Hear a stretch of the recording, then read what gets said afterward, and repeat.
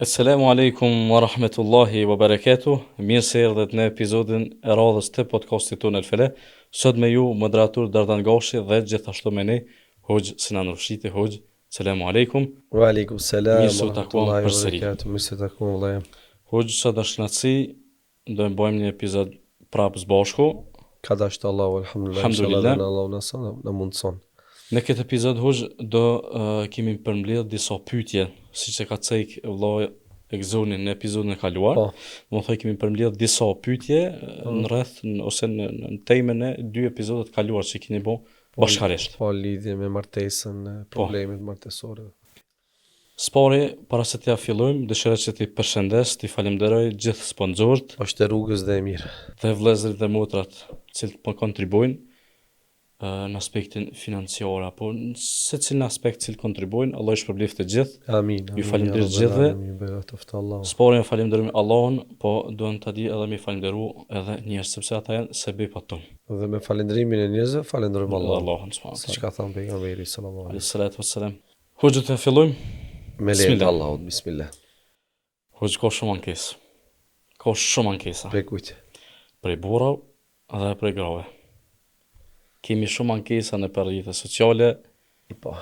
na kanë shënuar shumë njerëz. Po. Besoj ka edhe ankesa kur vinë si te ti, si hoxhallar. Po. Ka mungesë, burrat thonë se ka mungesë të respektit. Do të thënë gratë nuk i respektojnë. Po. Ndërsa gratë ndjen mungesë dashurisë. Ke parasysh vetëm kur të dëgjohet kjo, Po. dhe fillimi i këtij episodi jam i mbitur se këto probleme janë shumëta, janë shumë, më të madhe, edhe do ju intereson përgjigje e këtyre pyetjeve për shkak se shumë në privat më kanë dërguar pyetje të këtilla, por gjohe rrjetet sociale ose përgjigje me audio ose me shkrim që pastaj mund të keq përdorur në çdo mënyrë, mundohem të kujdesim në atë aspekt. Mundohem të iki çdo pyetje të mos përgjigjem që ashtu kollaj, por pse në mënyrë direkte. Që duhet ta kthejmë atë bisedën, atë komunikimin drejt për së drejti, ku pyetjet përgjigjet të bëhen drejt për së drejti. Po me të vërtet ka shumë ankesa. Duhet ta dinë burri dhe gruaja se të dy janë të krijuar me nevoja të ndryshme. Allah subhanahu wa taala burin e ka krijuar me nevoja të cilat atij i nevojitet. Dhe gruan e ka krijuar me nevoja të cilës asaj i nevojitet. Po. Në një nga nevojat që i nevojitet burrit dhe që dëshiron dhe që kërkon është respekti. Pra, dëshiron që gruaja burrin ta respekton. Mirë. Kurse gruaja, si gruaja që më së shumti njëjtë që dëshiron dhe kërkon dashurinë. Dhe ankohen pse burri nuk u shpreh dashuri. Dhe kanë xhelozi. Sepse e pandërprej janë në kontakt, janë në lëvizje kështu me radhë dhe si përgjegjës të familjeve. Të ekziston ajo xhelozia, vallë ky që mu nuk më shpreh dashuri, vallë kujt ja shpreh dashurinë. Po. Kështu që ata kërkojnë respekt, to kërkojnë dashuri. Ata kanë më të drejtë, këta kanë më të drejtë. Nëse i referohemi Kuranit dhe Sunetit, do të shohim se si na mëson feja islame. Pejgamberi sallallahu alaihi wasallam ka thënë silluni mirë me gratë tuaja. Gratë janë emanet. Gratë janë emanet. Dhe duhet të kujdesemi për emanetin, për përgjegjësinë që kemi marrë mbi supët tona. Gjithashtu, pejgamberi sallallahu alaihi wasallam ka thënë khairukum li ahli wa ana khairu li ahli. Më i miri nga jush është ai i cili më i mirë me familjen e tij. E unë ka thënë më i mirë me familjen time. Tash ti kërkon respekt si burr, pra i themi tash burrit. Ti kërkon respekt i bashkëshortes tënde. Na tregon cila është sjellja yte ndaj bashkëshortes tënde. Se ajo pastaj është një reciprocitet. Se sa do që ti jetë njëri i fort do mësohet.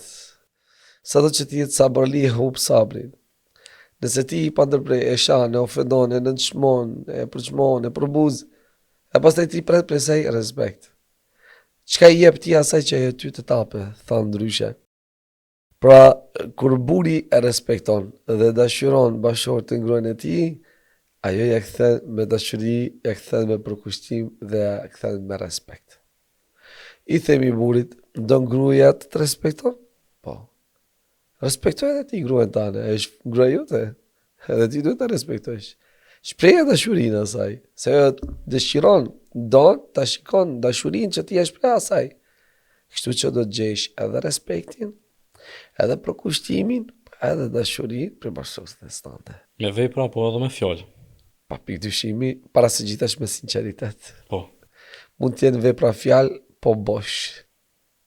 Zemra e tij e të shprazur, zemra e njeriu të fshihen gjëra të tjera, para së gjithash me sinqeritet.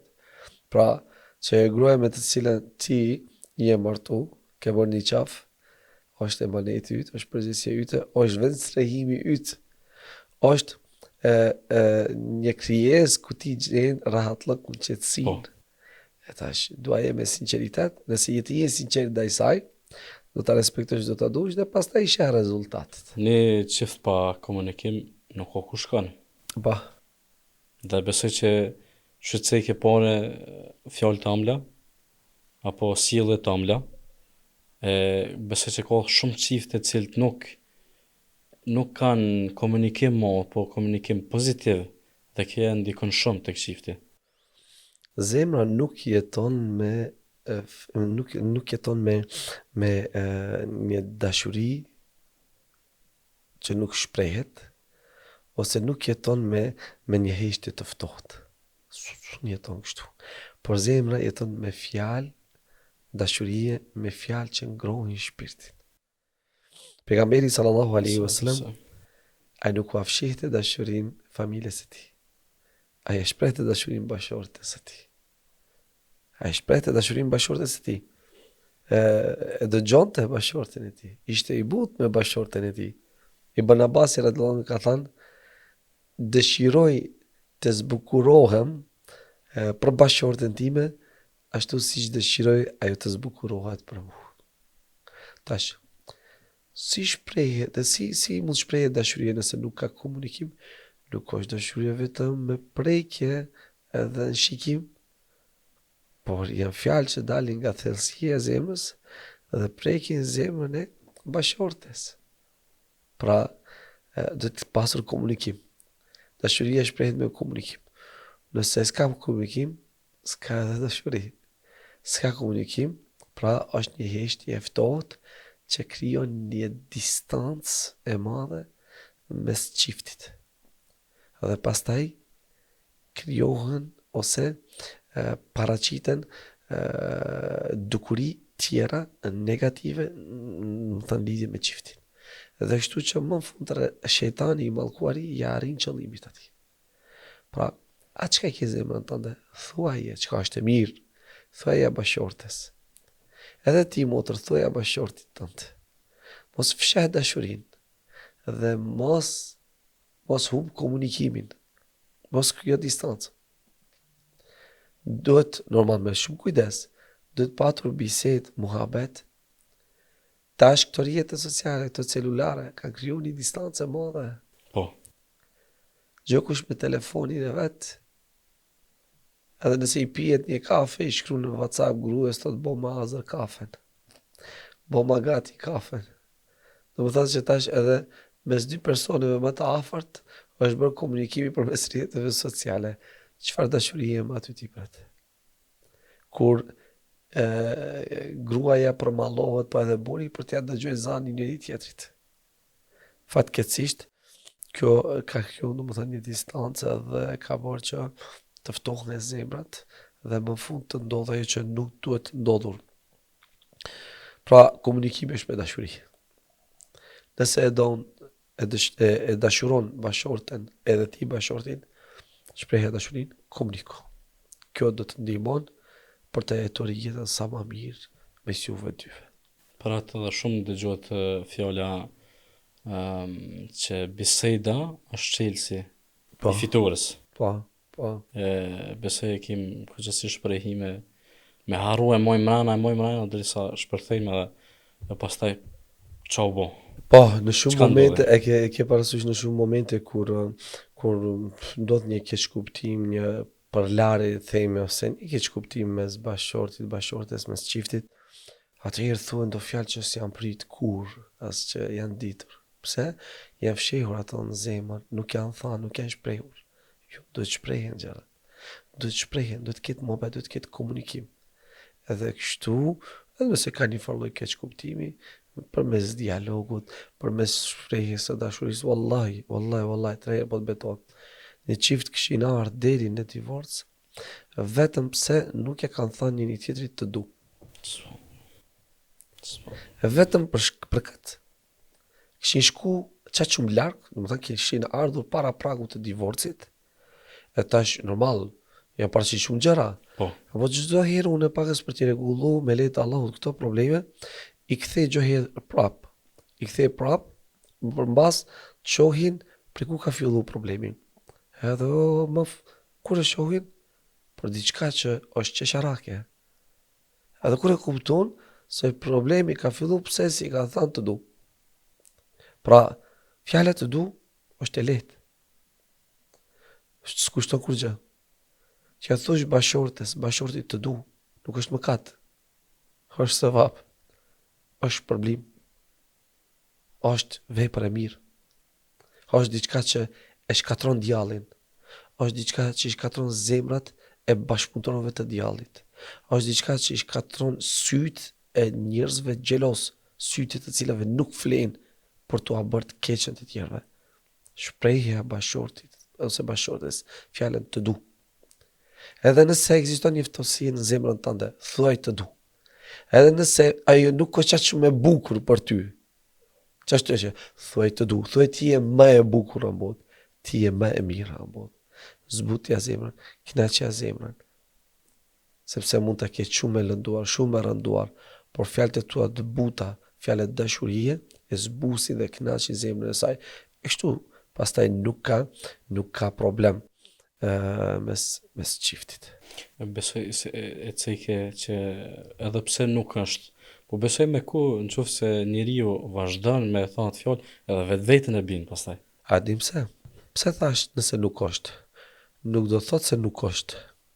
Por subhanallah, prej taktikave, prej veprave më të këqija të djallit është që personin më të dashur ta shëmton. Personin më të dashur ta shëmton. Edhe në anën tjetër, e ke parasysh, në përdasma zbukurohen sa më mirë. Dalin njerëz zbukurohen sa më mirë, në shtëpi para bashkëshortit hiq. Kurse po. Duke ditur se bashkëshortja duhet të zbukurohet dhe të jetë tërheqëse për bashkëshortin e saj. Dhe zbukurimi i saj për bashkëshortin e saj në shtëpi është një vepër e mirë, është një punë e mirë, që shton dashurinë dhe e mbron bashkëshortin prej rrugëve të këqija. Dhe nuk ka grua më mirë që ti do t'i duket, sepse ti je më e mira për ta. Por kur ti nuk jep rëndësi pastërtisë, bukurisë tënde para ti, edhe ai shef rrugëve gratë të tjera të zbukuruara që provokojnë, shumë kollaj e ka djalli ty të çmton para syve të tij. Prandaj, pastaj ti i dukesh jo e bukur ose e kundërta. Kështu që kjo të mos anashkalohet. Gruaja duhet kujdeset që çdo herë të jetë e bukur para syve të burrit të saj. Para së gjithash me iman. Kjo është bukuria e realt. Me iman, me besim, me moral, me sjelljen e saj. Edhe çdo tesh, çdo gjë që e zbukuron trupin e saj dhe e bën tërheqëse për burrin e saj. Vërtet se shumë harrohen të gjëra se natën e dashmes zbukurohen e pastaj shkojnë ndoshta në javë dy edhe Pindasëm, Po. pi kanagjegjën, tamam. Që ndryshe nuk u vjen ndërmend. Kur vjen puna për medalja ashtu ose me shku dikun të atërës, zbukurohen, e subhanallah. Për këtë po zbukurohet kur do zbukurohet për burrin e saj dhe duhet të jetë tërheqëse për burrin e saj. Dhe pastaj normal burri del për shtëpisë sa më mirë zbukurohet, se kjo nuk është vetë përgjigje femërore. Po burri do të zbukurohet për bashkëshorten e saj. Tamam? Buri, jo kur del jashtë edhe ai, tamam, me shku në për korzo ose në për vendet e dyshme duke u zbukuru për t'i provokuar gjinin femërore. Apo se çka ndodh, shejtani ja zbukuron gjërat e këqija e ja shëmton gjërat e mira. Ja shëmton personin më të bukur, më të dashur, bashorten, e ja zbukuron dikë që nuk është personi i tij, nuk është bashorti i tij dhe që e ka të ndaluar fetarisht.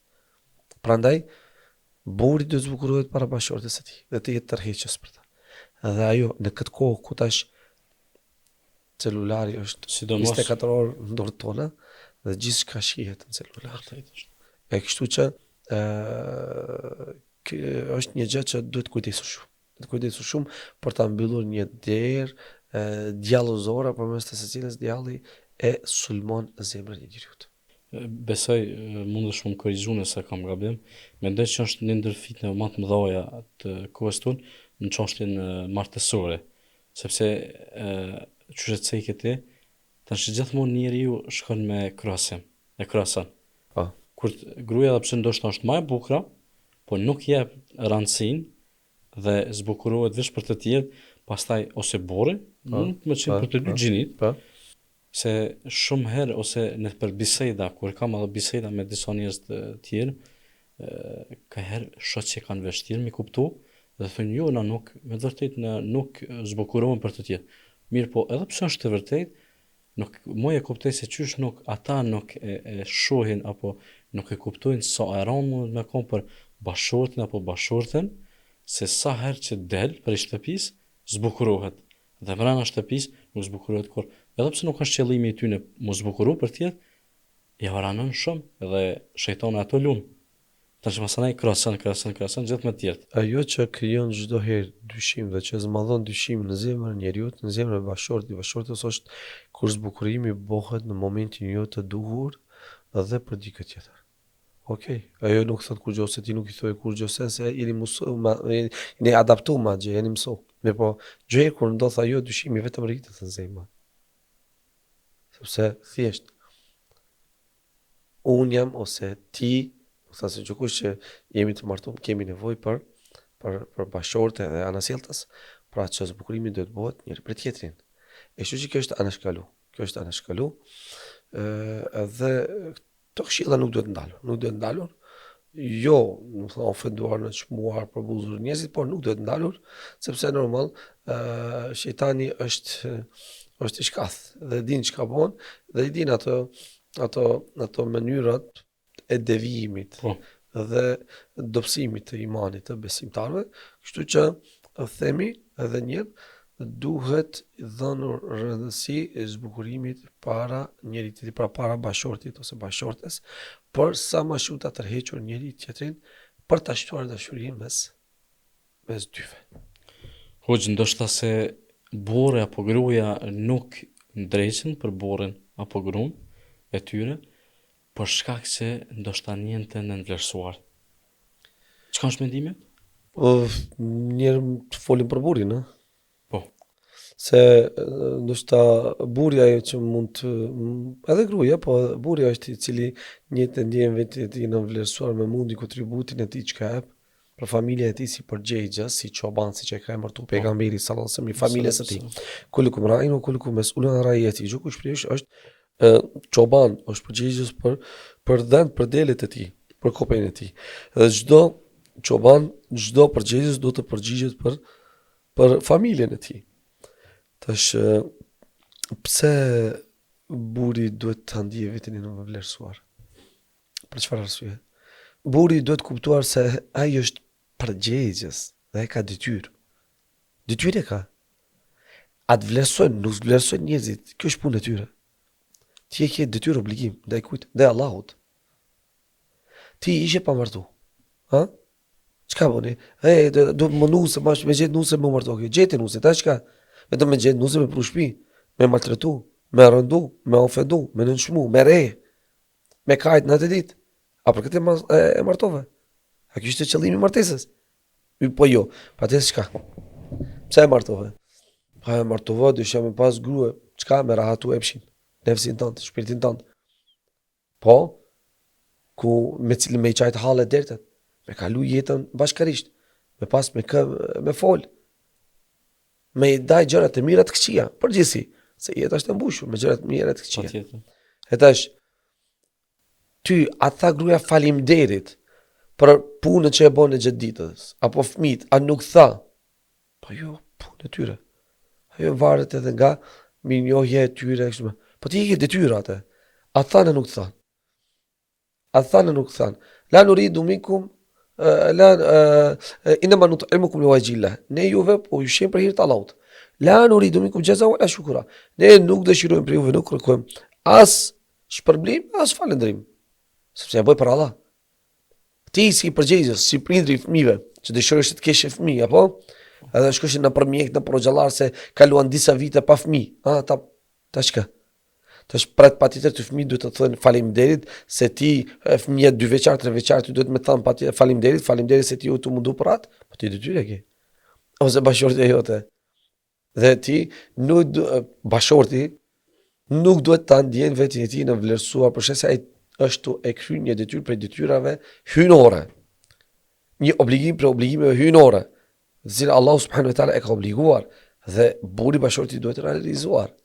Kështu që s'ka nevojë që ta ndjen vetin e tij i në vlerësuar. Thot pejgamberi sallallahu alaihi wasallam, ai cili kujdeset për familjen e tij, për hir të Allahut, ai shpërblimin e ka gjuhë sikur me dhënë sadaka.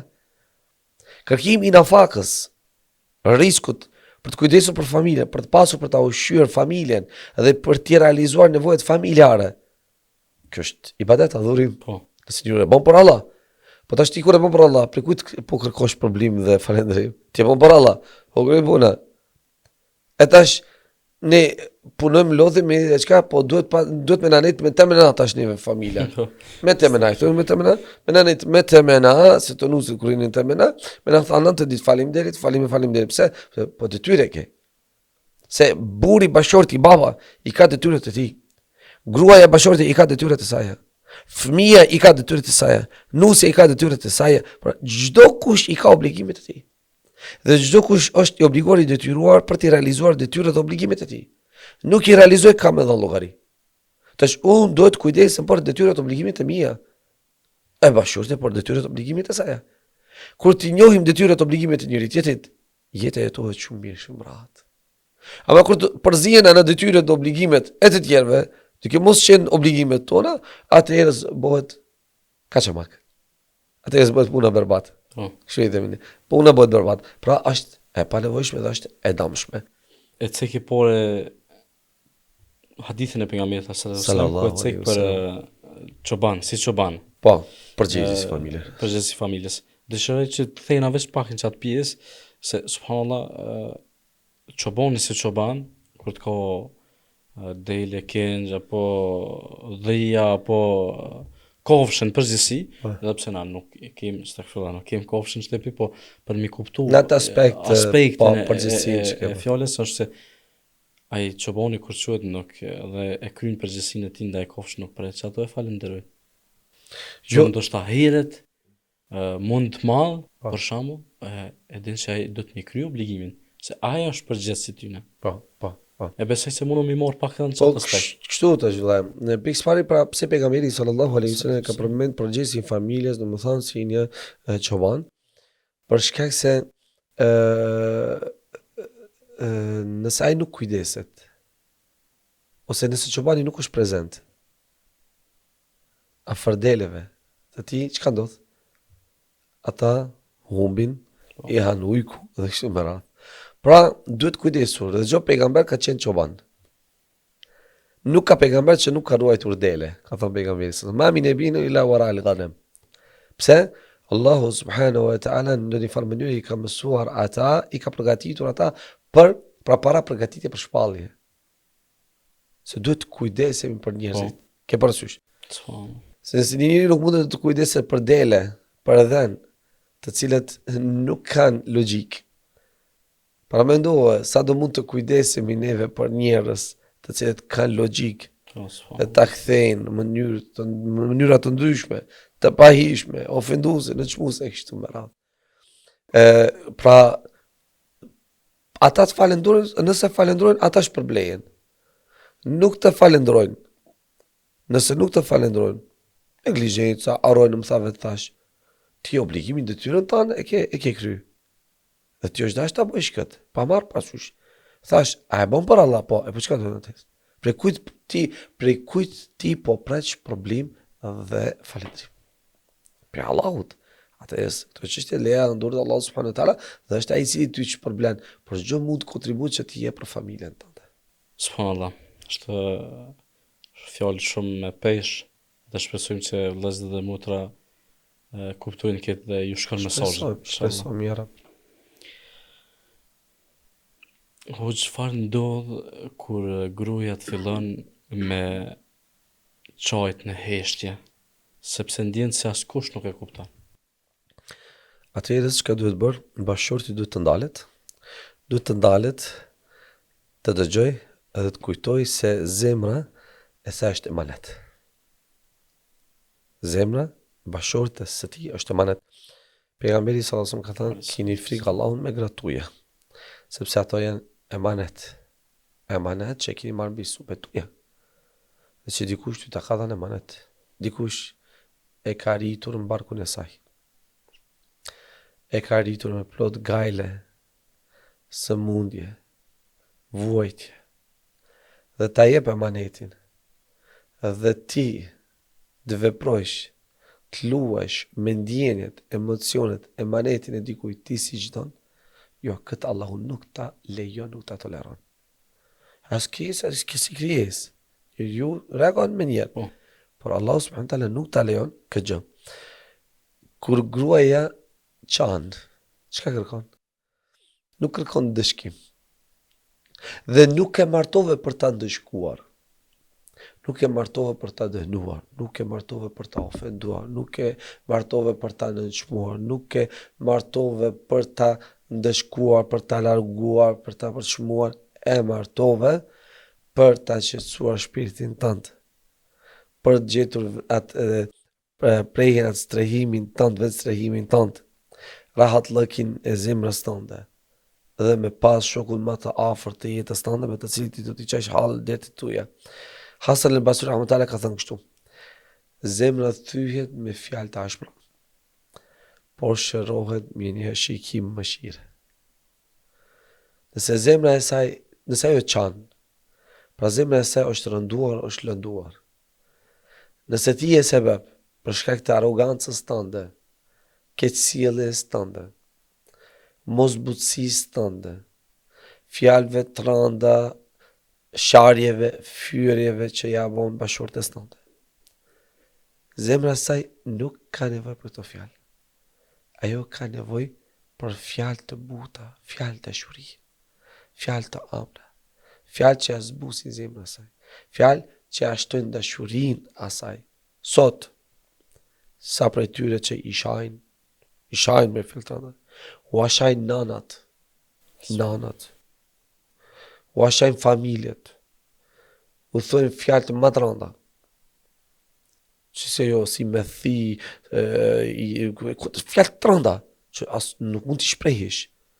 E nesër kërkon respekt. Çfarë respekti kërkon si bashkëshort? Ti për kërkon respekt nga dikush që ofendon në nënçmon, ja thot fjalë më të rënda, e kërkon të respekton, të don. A kështu? Jo. Kush do të jetë as që të respekton, as që të don. Dhe jeta kështu nuk mund të jetohet mirë. Pra, a respektohet, duaj shprehja dashurinë e saj, që të respekton, të don dhe të përkushton rëndësi, por ndryshe jo. E pastaj vjen deri te shkatrimi i familjes, kanë bërë fëmijë, kanë lind fëmijë, janë rritur fëmijët, e kanë kalu jetën, i kanë kalu 10 vjet, 20 vjet, çaq më shumë nuk jetohet, u thy bukën e themi, e tamam tash fëmijët mes rrugë, ose luftë tash kush ka më marr fëmijët. A për ka që martut? A kështu martut? Duhet mësuar rregullat, obligimet e njëri ndaj tjetrit. Pa mos i ditur obligimet e njëri ndaj tjetrit, edhe duke ndërhyrë në detyrat obligimet e tjetrit, familja nuk mundet të jetë stabile dhe të qëndron. Na falë të Allahu. Ja. Amin. Harojmë që martesa nuk është veç për këtë jetë. Ja. Martesa e sinqerit është e martesë që bëhet për hir të Allahut, për me qenë bashkë deri në xhenet. Allah. E qofshim për tyre. Amin. Amin. Hoxh, kemi edhe shumë pyetje.